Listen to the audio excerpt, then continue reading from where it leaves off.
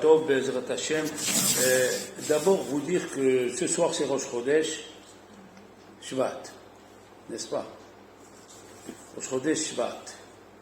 Shvat, c'est l'eau. Après la Torah, c'est l'eau. Ça tombe bien parce qu'à tout Bishvat, il faut arroser la terre. Et à tout Bishvat, dans 2 semaines, la sève, elle commence à monter dans les arbres. Donc c'est le mois de l'eau, et c'est le mois où Moshe Rabbeinu a écrit la Torah. Comme il est mort le mois d'après, Adar, la Torah nous dit le 11e mois, le 11e mois, il a écrit toute la Torah. C'est un bon mois. Il faut bien sûr se préparer au dinim de bénédiction. D'accord? Il y a les dynimes de bénédiction, il y a les dynimes de Birkat Amazon. Vous voyez le livre que j'ai dans ma main, entièrement, le Yalkut Yosef Chelek Gimel, entièrement, il est consacré au dynim de Birkat Amazon, au dynim du manger, au dynim de Brachot, parce que c'est très important. Par exemple, la halakha, elle est, on va commencer par ça, que dans le Siman 215, dans le Shulchan Aruch, Resh Tet Vav, dans le Siman, chapitre 215, il écrit le Shulchan Aruch, tout celui qui fait une beracha qui n'a pas lieu d'être, Kol Amevarech Beracha She'ena Tzericha, Over Belo Ta'ase, il transgresse une interdiction de la Torah, c'est le deuxième commandement, Lotissa et Hashem Elokecha. 3e commandement, ne prononce pas le nom de Dieu en vain. Alors, ici, il y a 2 écoles. Dans Lotissa et Hashem Elokecha Rashav, ne prononce pas le nom de Dieu en vain, nous avons 2 écoles. Nous avons à Rambam et plusieurs rabbins qui suivent à Rambam qui disent que quand la Gemara elle a dit tout celui qui prononce une beracha qui n'a pas lieu d'être, il transgresse l'ota'ase, c'est texto, on le prend comme il est. C'est-à-dire si tu t'es trompé, enfin pas tu t'es trompé, on parle quand tu as fait exprès, sur un fruit de la terre, sur la pastèque, tu as dit Boré Periaetz, tu n'as pas fait attention. Donc tu as fait une beracha qui n'a pas lieu d'être, on transgresse, tu as transgressé sans faire exprès, bien sûr. L'otissa et Shem Elokecha Lashav. C'est la seule interdiction où la terre a bougé.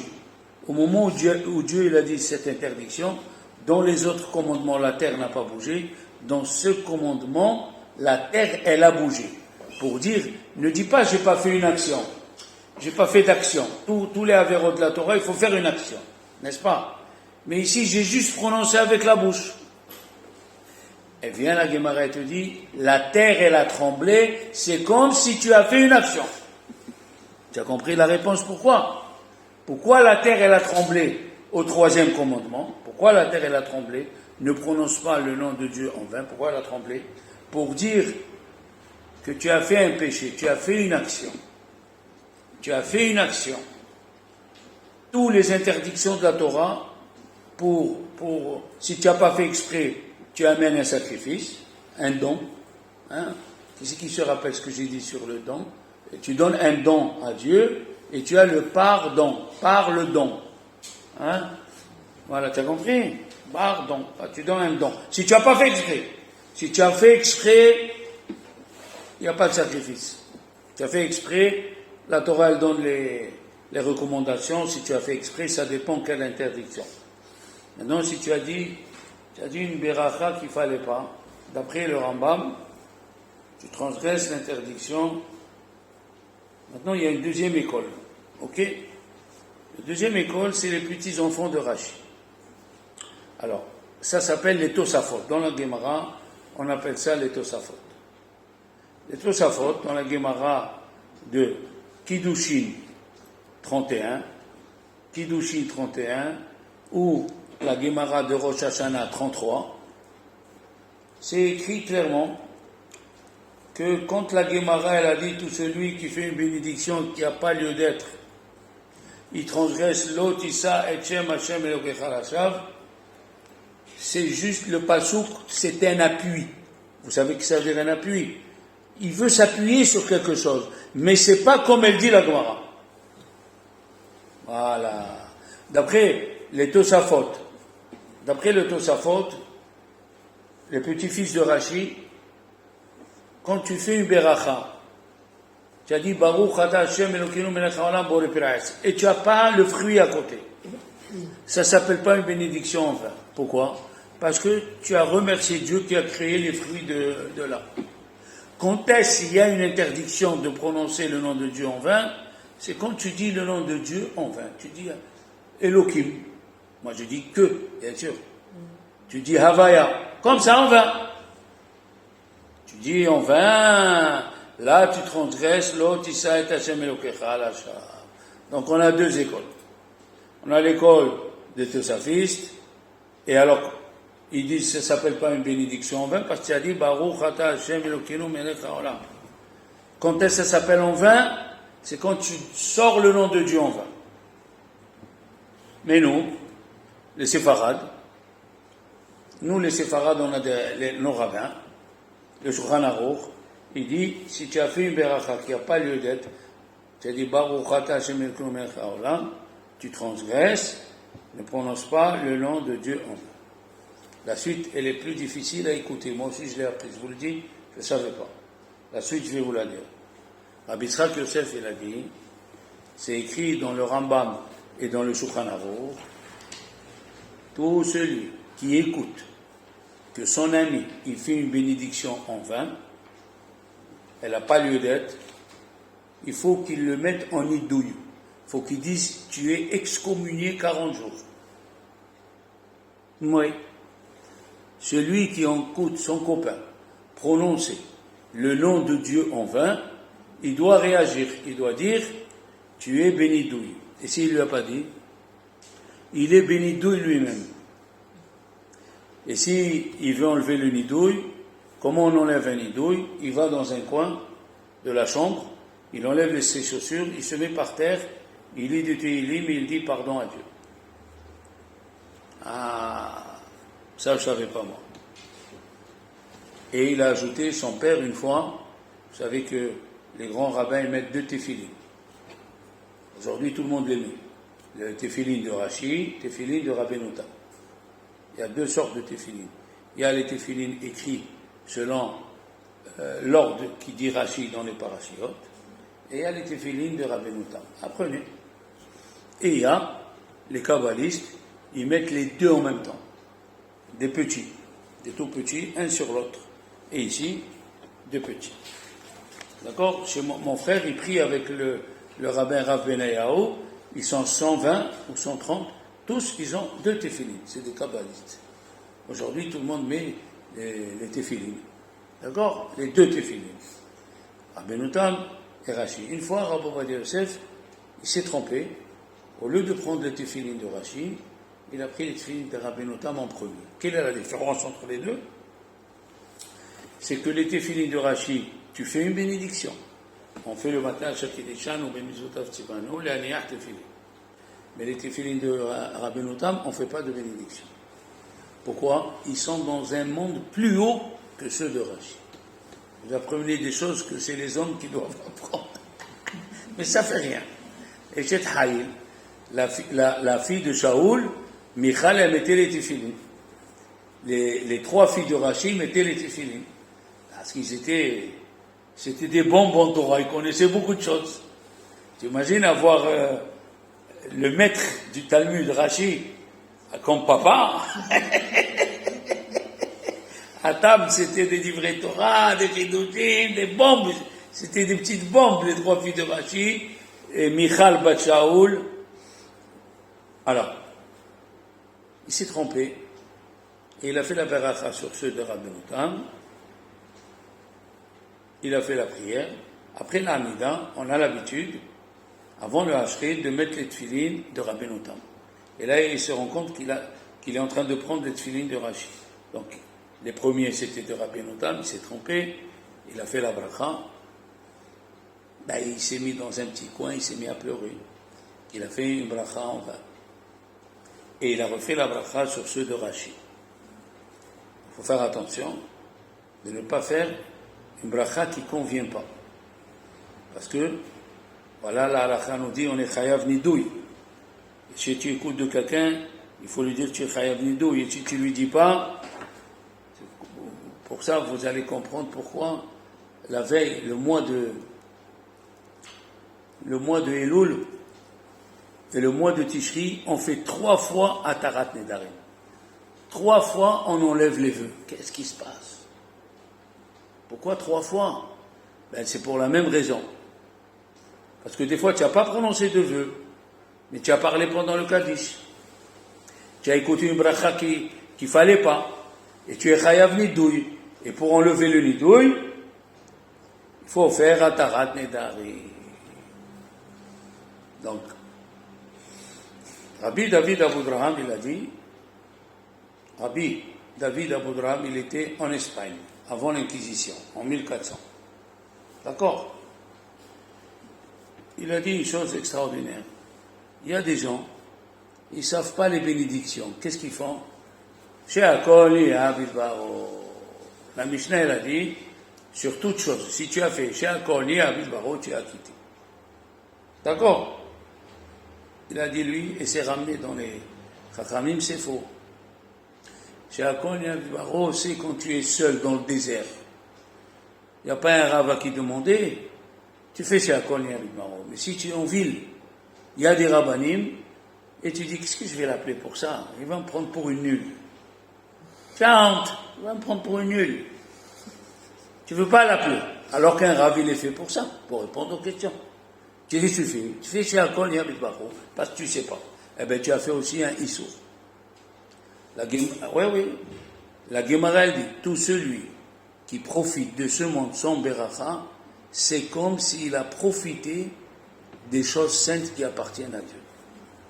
Tout celui qui profite de ce monde sans bénédiction, c'est comme s'il a profité des corbanotes saints qui appartiennent à Dieu. Pourquoi? Madame Elbez, pourquoi? Parce que tout ce qui est sur la terre appartient à Dieu. Oui, tout ce qui est sur terre, il appartient à Dieu, dit la Gemara dans Berachot, la page 35. Et pour que nous, on puisse profiter, on fait la bracha. Donc si tu profites sans bénédiction, ou tu ne veux pas apprendre les bénédictions, ben ça fait partie, tu profites des choses, mamash, tu profites des choses de Dieu sans permission. Il faut faire très attention. Maintenant, qui a inventé les bénédictions? C'est les Chachamim, bien sûr. Mais au temps de qui? Au temps du roi David. Le roi David et le prophète Shmuel, ils ont vu qu'il y avait 100 jeunes hommes et jeunes filles qui mouraient par jour. 100 jeunes hommes et jeunes filles. Il y avait l'épidémie. Et ils ont trouvé un verset qui dit, vous savez que dans la Torah, il y a des fois des lettres avalées. Oui, des lettres avalées. Je vais vous dire un exemple. Par exemple, il y a écrit dans le livre de Devarim, Ma Hashem Shoel Mimcha. Qu'est-ce que Dieu te demande? Qui im l'ira, de le craindre. Qu'est-ce que Dieu te demande? Là, en hébreu, Ma Hashem Shoel Mimcha. Mais dans le mot Ma, comment il s'écrit Ma? Même He. Mais tu peux lire le Aleph qui est au milieu des deux avalés, malgré qu'il ne l'est pas. Ma, Mea, ça fait 100. Le roi David et le prophète Shmuel ont institué 100 bénédictions pour être sauvés de l'épidémie. Et les gens, ils ont arrêté de mourir. Donc, aujourd'hui, on a une épidémie, une pandémie, du Covid. Si les gens ils font attention au brachot, ils n'auront rien du tout. Comme au temps du roi David et du prophète Shmuel. Ma Hashem Shoel Mimcha. Ma, c'est comme si c'est écrit Mea. Ok? Maintenant que nous avons expliqué comment il faut faire très attention, comment il faut apprendre les brachot pour savoir quel bracha on fait sur l'objet, quel bracha on ne fait pas, à tel point que le Pni Yehoshua, c'est un grand rabbin qui était en Allemagne, à Francfort, en 1700. Francfort, en 1700. Lui, il a posé une question, une très forte question. Si, d'après la conclusion de la Gemara, j'espère que vous suivez, hein, si vous ne comprenez pas quelque chose, vous levez le doigt, vous dites « Objection !» Bon, mais si vous suivez, la Gemara, elle a dit à la fin, d'où on apprend qu'il faut bénir Dieu. D'où on apprend. Ça veut dire, si tu veux dire, au temps du roi David, ils ont trouvé un appui. Vous avez bien vu que c'est un appui. Après, ils les ont oubliés. Après, ils sont revenus, les gens de la grande assemblée. Ils étaient 2 siècles après, 2 siècles, non, 1 siècle après la construction du 2e temple. Il y avait des prophètes. Il y avait Daniel, il y avait Hanania, Mishaël, Azaria, Mordechai, Haggi, Hiskiel, des prophètes, il y avait. Ils ont dit que faire une bénédiction pour manger, c'est logique. Imagine-toi, j'amène un cadeau à Madame Elbès. Je lui amène un beau cadeau, des choses qu'elle aime. Sans que je dise rien, moi. Madame Elbès, d'elle-même, qui est bien cultivée et bien élevée, bien sûr, elle va te dire merci. C'est la logique qui veut ça. Il n'y a pas de besoin de lui faire un cours avant que je vienne. Alors, c'est ce qu'a dit la Gemara. La Gemara, à la fin, elle a dit, d'où nous savons qu'il faut bénir Dieu? Il a dit, c'est la logique. Quoi, tu vis pas? Tu respires pas? Tu te lèves pas le matin? Combien de vieux, ils se sont levés le matin, ils peuvent plus bouger ni la main ni le pied. Il faut les amener, l'IRM, analyse de sang, c'est de l'arthrose, c'est du ceci, c'est du cela. Ben oui, il faut qu'on remercie. C'est pour ça, le matin, il y a 11 bénédictions.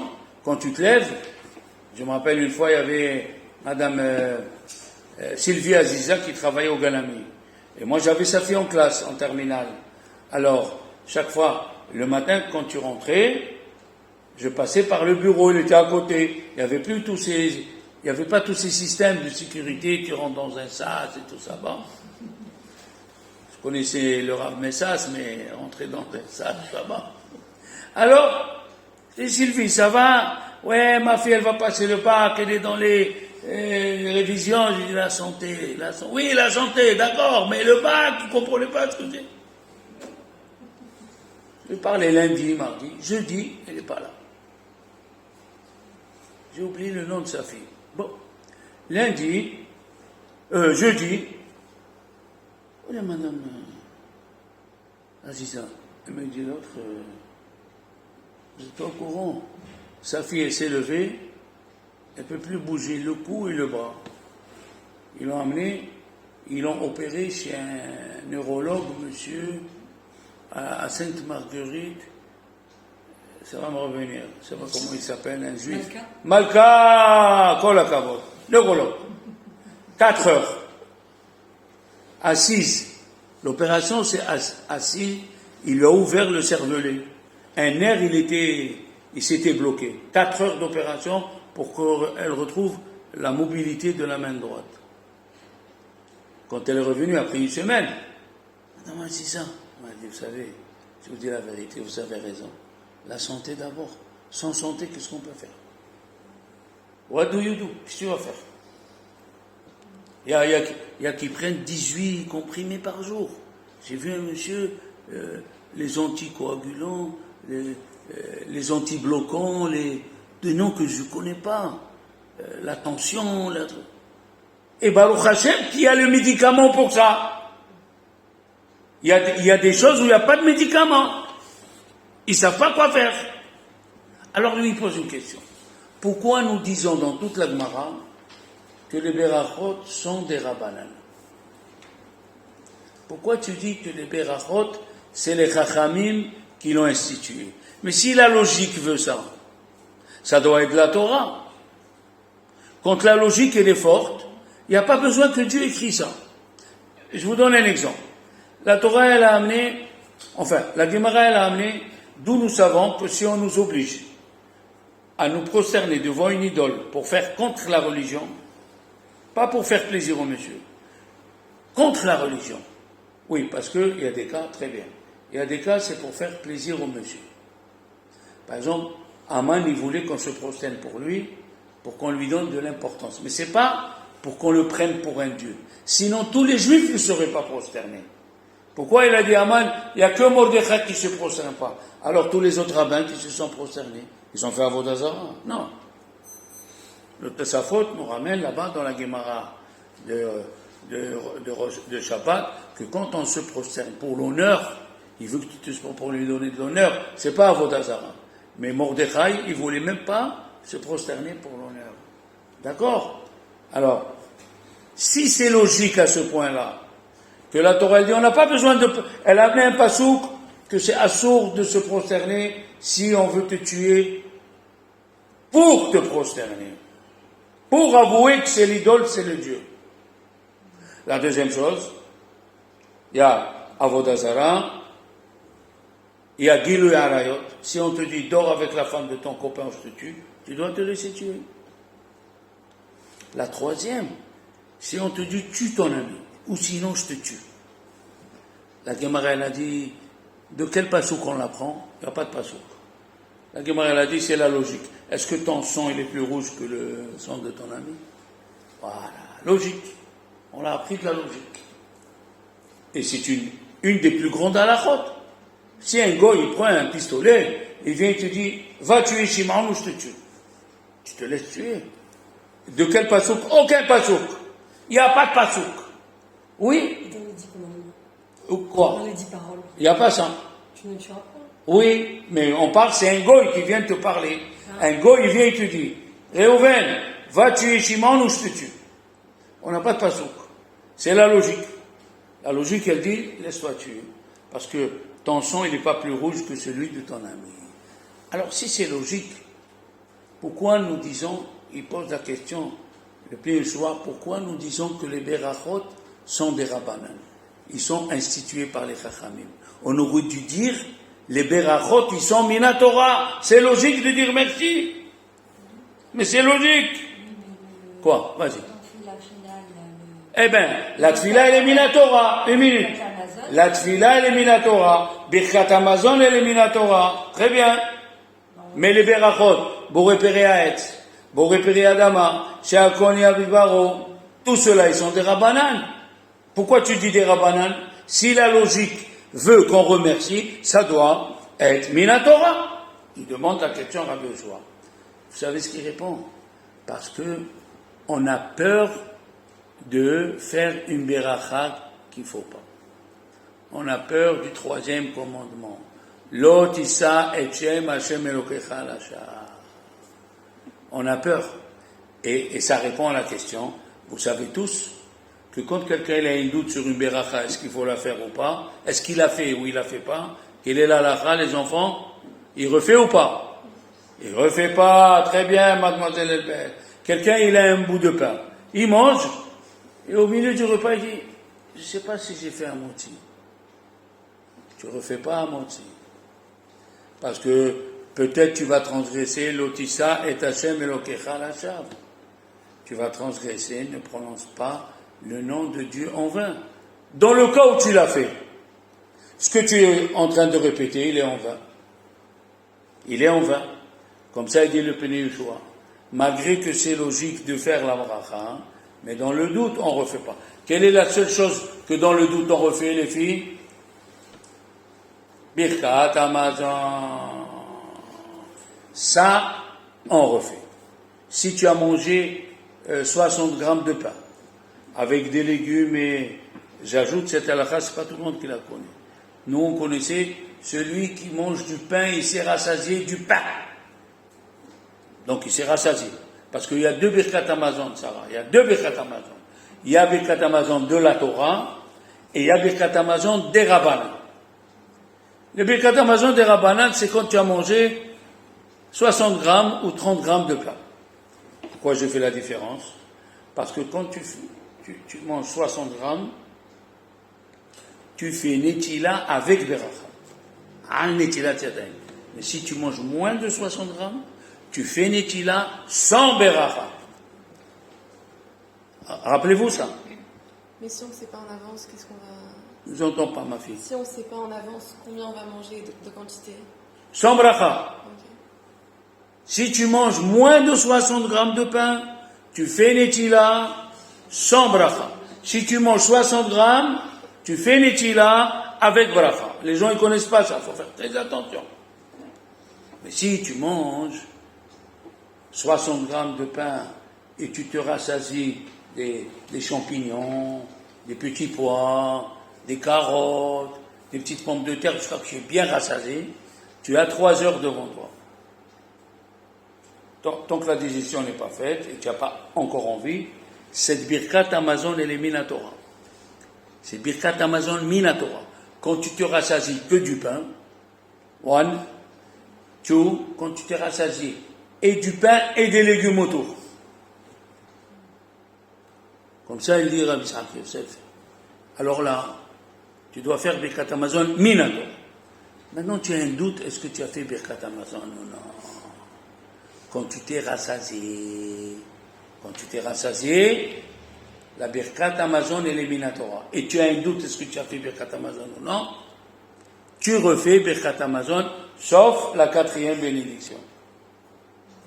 La 4e, c'est Hatov ve'amitiv, Hu hetiv lanu, Hu yetiv lanu, Arahman, Hu, cette bénédiction, elle est Midei Rabbanan. Les 3 premières, ils sont Minatora. Hazan, c'est Moshe Rabbeinu qui l'a fait. Ala Haaretz ve'al Hamazon, c'est Yoshua. Bonei Binyan Yerushalayim, c'est David et Shlomo. D'accord? Les 3 premières bénédictions, ils sont Minatora. La 4e, elle est Midei Rabbanan. Et c'est pour ça, quand on dit Bonei Binyan Yerushalayim, on dit Amen en silence. Il y a écrit Amen entre parenthèses. Il faut dire Amen, mais doucement. Et la 4e bénédiction, elle est des Rabbanan. Alors, quand tu as un doute, est-ce que tu as fait Birkat Hamazon ou non? Et tu es rassasié, encore une fois, la Birkat Hamazon est Minatora, et tu as un doute, tu refais Birkat Hamazon. Tu refais les 3 premières. Et pas la 4e. D'accord? Tu as une question, tu poses, il faut poser une question, il ne faut pas rester comme ça, en suspens. Je voulais juste rappeler parce que ça m'est déjà arrivé. Allez. En fait, donc j'étais Shabbat chez le Rav et il m'a acquitté en disant Birkat, mais je n'avais pas été sûre d'avoir vraiment été acquittée parce que je n'avais pas été sûre d'avoir entendu bien tous les mots et tout ça. Ah. Du coup, comme je suis arrivée chez un autre Rav pour passer à Oui. lui, c'était pas passé les 3 heures, donc j'y suis arrivée, je lui en ai parlé, il m'a demandé de refaire un moti et de répéter Birkat. Ah, de refaire un moti, oui, parce que tu as changé de maison. Voilà. C'est très difficile. Comment, la Gemara dit, comment on reconnaît quelqu'un qui a la crainte de Dieu, c'est quand il sait quelle bénédiction il faut faire à chaque fois. C'est pas évident. Alors la question, elle est, quelqu'un qui a un doute, s'il a fait Birkat Hamazon ou non, je vous ai dit, quelles sont les mesures. S'il s'est rassasié, il a 3 heures devant lui. Donc il n'a pas faim. D'accord? Je ne vais pas vous corser la situation, parce qu'il y a des questions. Si un vieux, il mange que 60 grammes, la Birkat Hamazon à lui, Minatora, on était Rabbanan. Alors qu'un jeune, c'est quoi ça, 60 grammes pour un jeune? À 18 ans, moi, je mangeais une table. Ah, moi, j'avais pas peur, hein. À 18 ans, tu as faim, c'est la grande adolescence, tu manges une baguette par repas, si c'est pas plus. Alors, c'est une question qui est ramenée dans Chazon Ish. Nous la traiterons après, si Dieu veut. Les brachot, c'est compliqué. La question, elle est, comment on peut refaire Birkat Hamazon alors qu'on n'a pas peur de prononcer le nom de Dieu en vain dans le cas où tu l'as fait? Voilà la question. Ah, le Pnei Yoshua, il a dit, pourquoi on ne dit pas que c'est Minatora les bénédictions? Parce qu'on a peur. L'otisa est Hashem. On a peur. Tu prononces une bénédiction en vain, c'est grave. Alors la question elle est, pourquoi quand on a un doute, si on fait Birkat Hamazon ou non, on refait. Quand on est rassasié. Et tu n'as pas peur de prononcer le nom de Dieu en vain? Voilà la question. La réponse, elle est compliquée. Mais on va essayer de le dire avec des mots à nous. Hein? Quelqu'un qui a une obligation. Voilà. Quelqu'un qui a une obligation. Ça s'appelle Hazakat Hiyuv. Apprenez les mots. Le mot Chazaka veut dire certitude. Mais ce mot, il est associé dans plusieurs choses dans la Torah. Plusieurs choses dans la Torah. Hazakat Hiyuv, ça veut dire que tu as une obligation de le faire. Si j'ai un doute, est-ce que j'ai fait mon obligation ou non? Je dois refaire. Une femme, elle a fait le mikvé. Elle arrive à la maison. Et elle voit un cheveu sur son épaule. Elle ne sait pas. Est-ce qu'il était là au moment où elle s'est trompée ou il vient de tomber sur son épaule? Qu'est-ce qu'on fait? Alors, on dit, une femme qui doit aller au mikvé, elle a une hazaka. Hiyuv, elle a une obligation. Tant qu'elle n'est pas sortie dans sa tête de cette obligation, la meilleure solution, qu'est-ce qu'on dit? Tant qu'elle n'a pas dormi avec son mari, qu'elle repasse. Qu'elle refait le mikvé. Ça s'appelle que quand tu as un chiyuv, et tu as un doute si tu as fait sur... Est-ce que tu es sorti de ton chiyuv ou non? Tant que tu n'es pas sûr, tu dois refaire. Exemple, un monsieur est fatigué. Il se lève le matin. Et à 10 heures, il se demande, est-ce que j'ai fait Kavana dans le schéma ou j'ai pas fait Kavana? Tu sais, des fois, tu te lèves le matin, tu es embourbé. Est-ce que j'ai fait Kavana ou j'ai pas fait Kavana? Refais le schéma. Il doit refaire le schéma. Quelqu'un qui a un doute, il a pris le loulav aujourd'hui, ou il n'a pas pris. Il ne sait pas. À midi, ils ont bu, ils ont fait la fête, Blue Label, le whisky. Moi, j'apprends ça avec les gens de la synagogue.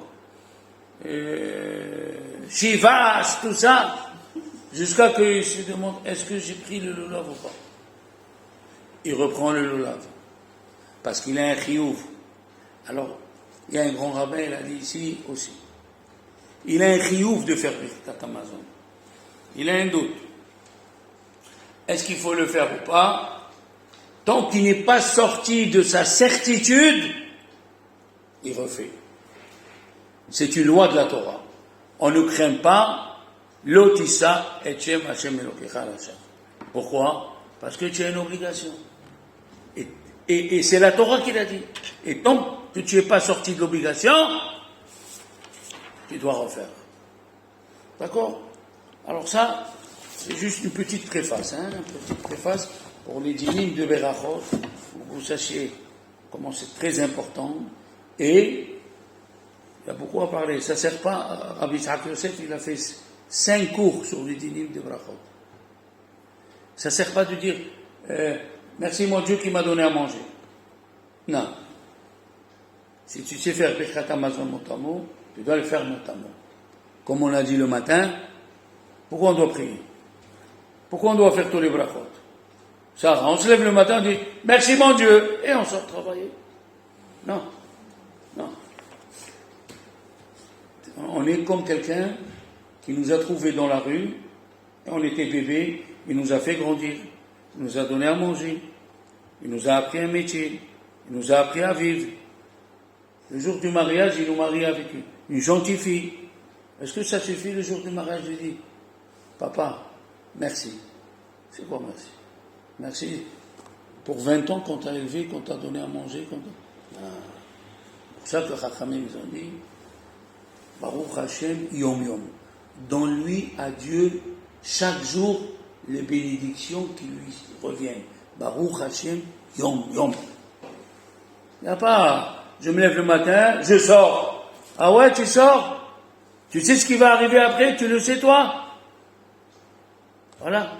Il y avait un scribe. Vous savez ce que c'est un scribe? Un sofer. Quelqu'un qui écrit les halakhot, les téphilines. Ils lui ont dit, comment tu vas? Il a dit, tant que ma main elle écrit, je suis bien. Ben, l'après-midi, sa main s'est coupée. Il faut dire, grâce à Dieu. Grâce à Dieu. Moi, j'ai un copain, il s'est levé le matin, il n'a plus de salive dans la bouche. Ah, voilà, vous êtes choqués. Ça, on n'arrive pas à comprendre. La salive, elle est tout le temps là. Il s'est levé sans salive. Il y a des choses que tu crois que c'est un acquis, tu vois. Tu bouges la main, tu dis tous les jours, bouge la main. Non. Tu crois que tu te lèves le matin, tu bouges les pieds. Non, non. Il n'y a rien qui est acquis et rien qui est âme. Et la femme encore plus. Elle a des miracles. Tomber enceinte. C'est quoi tomber enceinte? Comment il se développe? Comment le bébé, il mange? La mère, elle porte une vie dans une vie. Un homme, si on lui fait porter ça, il meurt. Il meurt. Parce qu'il n'est pas fait pour. Et une femme, elle est là. Mais c'est la vie elle-même. La vie entière, c'est un miracle. La vie entière. Le problème, il est... À Constantine, ils ont un dicton en arabe. Le taureau, tant qu'il est debout, personne ne s'approche. Quand il tombe par terre, tous les couteaux viennent pour lui faire la chérita. C'est quoi la morale? Un taureau, tant qu'il est debout, personne ne s'approche. Le taureau, quand il tombe, tous les couteaux viennent pour lui faire la chérita. La morale, elle est... On dit, voilà, en arabe, يتح البقرة يكتروا عليه سكاكن. Sakin, skakin. Ça veut dire, toi, tu sens que tu te lèves le matin, tu prends ta douche, tu te brosses les dents, tu mets la musique, Ico, allez, tu danses, tu crois que c'est normal, quoi. C'est normal, tout est normal. Jusqu'au jour où il arrive un petit truc, tiens, pourquoi mon pied ne veut pas avancer? Pourquoi? Ah là, tu comprends que tant que tu fais les prières et tu remercies Dieu, tu tomberas pas. Comme celle de la Gemara dans ma Sechet Roulim. Tant que tu pries Dieu, tu n'as pas besoin de beaucoup de mérite pour vivre. Tant que tu pries Dieu, la tefila, elle te maintient debout. Mais quand tu tombes, il faut multiplier 10 fois les prières pour que tu te relèves. Comme ça a été la Gemara. Tant que tu es debout, tu vas, tu viens, tu rentres dans ton bureau, ça sent bon et tout ça. Attention, rien n'est acquis.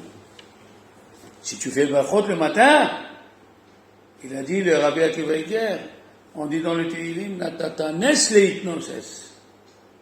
Tu nous as fait un miracle pour nous élever. Mais pourquoi c'est écrit leitnoses? Leitnoses, de sa mère, pourquoi? Que celui qui remercie Dieu, quand il lui fait un miracle, Dieu il continue à lui faire des miracles. Merci, Baruch Hashem. C'est très drôle quand tu parles avec quelqu'un aujourd'hui, rien que respect. Ouais, j'étais là, le boulot ça va, ouais, le boulot ça va. Ton mari, ouais, les enfants. Alors, ma mère, ma belle-mère, ma belle. Tout le temps, au lieu de raconter, raconte les biens que Dieu t'a fait. Travail, tu es bien, tu es contente. Les enfants, ils sont en bonne santé. Jusqu'à qu'on écoute. On écoute les nouvelles des autres, et après on se dit, ah bon, il a eu ça. Ah ouais, il a eu ça. Pourquoi toi non? C'est pourquoi toi non? Tu fais les brachot le matin. Tu dis, ah, je te remercie, tu m'as remis la lumière dans les yeux. Je te remercie, je peux bouger mes pieds. Je te remercie, j'étais courbé, maintenant je suis debout. Hein? Pas comme ce vieux, il s'est levé le matin, il a voulu lever la main, il a dit aïe. Après il a levé la main, aïe. Le dos, aïe. Et lui a dit, ça va, je t'ai toujours dit que tu es craquant.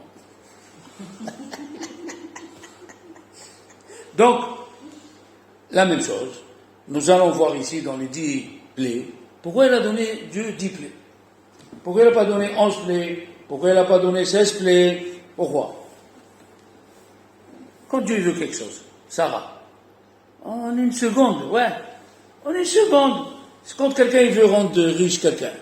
Le soir, dans le rêve, il lui dit, tu vas aller jouer, demain tu gagnes le million. Quand Dieu veut rendre riche quelqu'un, ou quand Dieu il veut rendre pauvre quelqu'un. C'est facile. Il lui rentre dans la tête, voilà une affaire, et l'affaire, c'est pas une affaire. Moi, je connais un monsieur, il était milliardaire, excusez-moi, milliardaire. Il est liftar, on ne peut pas parler. Il s'est fait avoir par la mairie de Marseille. Ils lui ont fait tourner la tête, une affaire, oh non. Hein. Il a mis tout son capital. Après, ça s'est avéré, c'est un trou plein de serpents. Eh ouais. Quand Dieu veut faire perdre à quelqu'un, il fait perdre. Quand Dieu veut faire gagner, il fait gagner. On dépend de lui. Tu marches dans la rue, prie que tu marches bien, que tu trouves une place pour le parking, que le prof soit gentil avec toi. À chaque chose, il faut que tu sois collé à Dieu. Je vais vous raconter une histoire. Il y a un grand kabbaliste, il s'appelle Rabbi Nathan Shapira. Il était à Cracovie en 1425. Donc, c'est pas n'importe quoi. Il a écrit un livre, que j'ai ce livre, il s'appelle Megalé Amukot. Megalé Amukot. Un kabbaliste que tous les jours il étudie avec le prophète Eliyahu Navi. Je vous souhaite, à moi aussi. Eliyahu Navi, t'imagines? C'est bien, du monde futur, il te dit que tu vois les anges, tu vois quel étage il y a tel ange, tu vois tes parents, tes grands-parents, t'imagines? Oh! C'est pas donné n'importe qui. Alors, dans sa ville, un jour, il a décidé, les problèmes de la ville lui prennent la tête. Il veut se consacrer à l'étude. Un jour, je vous raconterai combien la force de ce monsieur. Alors, la veille, il a préparé, mademoiselle Elvège, les bagages, les trucs. Le soir, il vient le voir, 2 personnes. Oui, un monsieur riche, les moyens, un monsieur normal, moyen. Il a dit, voilà, on a un problème tous les deux. On vient savoir qu'est-ce que la halakha nous dit. Quel problème? Il a dit, voilà. Il lui dit, tu veux parler? C'est moi qui parle. Moi, je préfère que tu parles.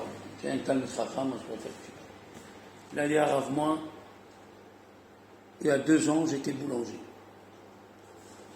Je me levais le matin, je faisais mes pâtons, je les laissais lever, je vendais la journée. Mais entre les clients, j'étudiais la Torah. Il est venu, M. Réhouven, que Dieu le bénisse. Il m'a posé des questions, il a vu que j'étais versé.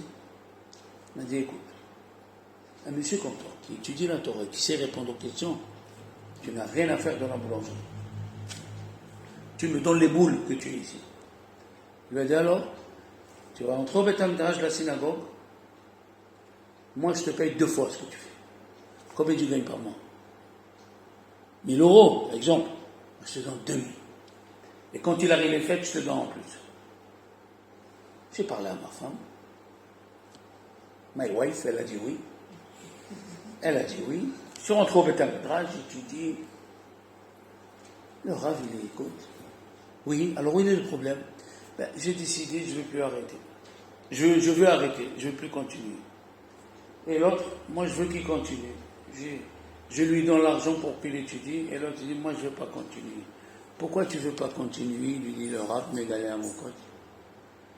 Il lui a dit, Rav, avant de dormir, je disais à Hachem, lève-moi de bonheur pour que je puisse mettre la farine dans l'eau et la levure.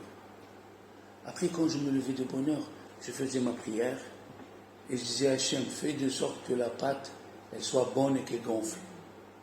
Quand elle a gonflé, je disais, Hachem, je vais former les pains, fais de sorte qu'ils ne brûlent pas, qu'ils soient bien cuits pour que les Juifs ils peuvent acheter et qu'ils profitent et qu'ils font Birkat Hamazon. Quand je sortais le pain du four, je disais à Hachem, ma parnassa, c'est le pain. Pourvu que tout se vende, que j'ai de quoi manger aujourd'hui pour ma femme et mes enfants. Et ça se vendait au fur et à mesure. Et des fois, ça ne se vendait pas. Je restais dans un coin, je priais Dieu. Et à la fin de la journée, il venait beaucoup de monde et il m'achetait tout. Il a dit, alors, mais maintenant tu étudies la Torah. Il a dit, oui, mais avant j'étais avec Dieu à chaque instant. Maintenant, j'étudie la Torah, je ne prononce plus le nom de Dieu. Le rabbin, Rabbi Nathan Shapira, il a dit, je suis dans une ville où le boulanger, il est tellement attaché à Dieu qu'à chaque pas, il prononce le nom de Dieu. Je ne quitte pas cette ville. Il a dit à sa femme, défais les bagages. Voilà comment il faut être. Il faut être attaché. Parce qu'il y a les gens qui croient qu'il y a le bon Dieu, ma chérie, que à la synagogue. Mais dans le métro, il n'y a pas de bon Dieu ici. Hein? À Carrefour, Olam, Carrefour, les chariots, et Allah, où est le bon Dieu? Il n'y a pas le bon Dieu.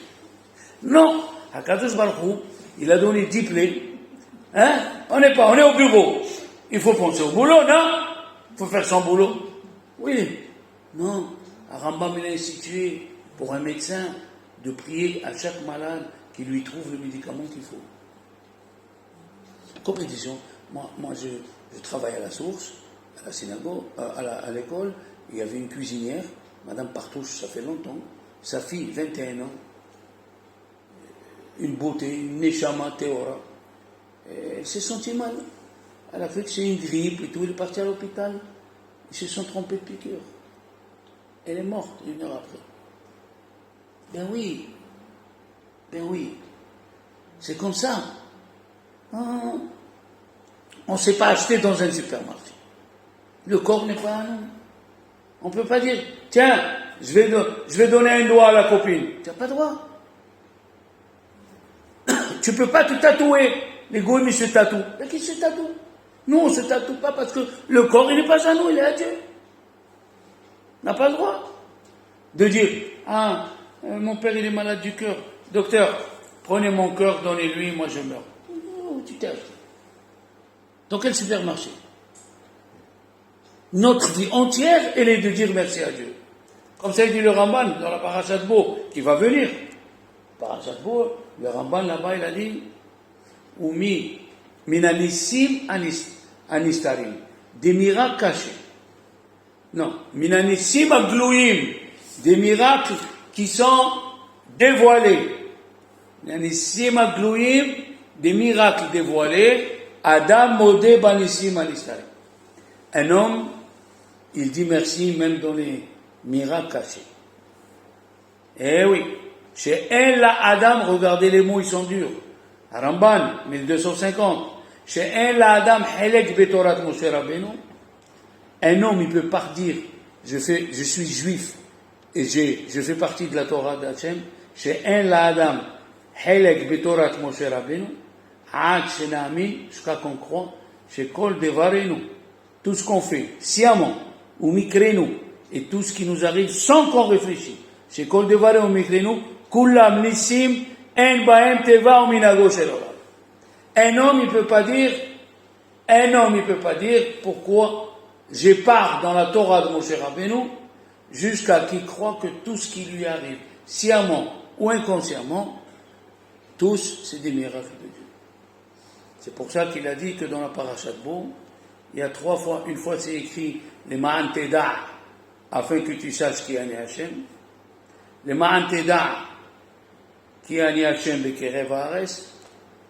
Les Ma'an Teda, qui li kol haaretz. Pourquoi 3 fois les Ma'an Teda, il dit le Ramban? Pour la simple raison. C'est les 3 piliers de la croyance en Dieu, mademoiselle. Un, que Dieu, il a créé le monde, il ne s'est pas fait tout seul. Seulement, il l'a créé adulte. Imagine-toi, moi, aujourd'hui, je sors du ventre de ma mère. J'ai un jour, mais je suis sorti vieux. La même chose, le monde, Dieu, il a sorti adulte, d'un seul coup. Mais il avait qu'un jour. Il avait, qui a dit, qui lit Kolares. Moi, c'est moi qui a créé. C'est pas comme tu dis, toi, tu es la deuxième chose. C'est que moi, je fais attention à ce qui se passe en bas. Pas que je suis un Dieu qui est très haut, comme c'est ce qui reproche à tous les présidents. Ils sont très hauts, ils font pas attention au petit clochard qui est dans la rue. Non, moi, je fais attention à tous. Et la troisième, c'est la plus... Mida keneged mida. Je rembourse à chacun comme il se conduit. Tu respectes ton père et ta mère, tu auras des enfants qui vont te respecter. Tu réponds ton père et ta mère, tu rappelleras, quand ton fils il va te répondre, tu te rappelleras que tu as répondu à ton père et à ta mère. Mida, keneged mida. Tu as fait du bien sans qu'on le sache. Tu as fait de la tzedaka sans qu'on le sache. Le bon Dieu évitera à tes enfants d'avoir honte pour la parnassa. Tout ce qu'on fait, on le fait pour nous. Mida keneged mida. Et c'est ça les diplés, il dit Dieu a montré qu'il est le maître depuis l'infiniment petit à l'infiniment grand. Akshobako, il est le maître partout. Il est le maître du foulard que tu portes, du cartable que tu tires. Il est le maître des roues de ta voiture. Oui, c'est ça qu'on oublie. Quand on sort, Dieu n'est pas Carrefour. Qu'est-ce qu'il a à faire à Carrefour, le bon Dieu? Ou dans le métro, ou dans l'avion. Dieu, il est partout. C'est ça les ma'anteda. Si on a pris déjà les bénédictions, on s'attache à Dieu avec les bénédictions, et la semaine prochaine, on allongera pour la paracha de la semaine. Voilà, mesdames et mes chères dames.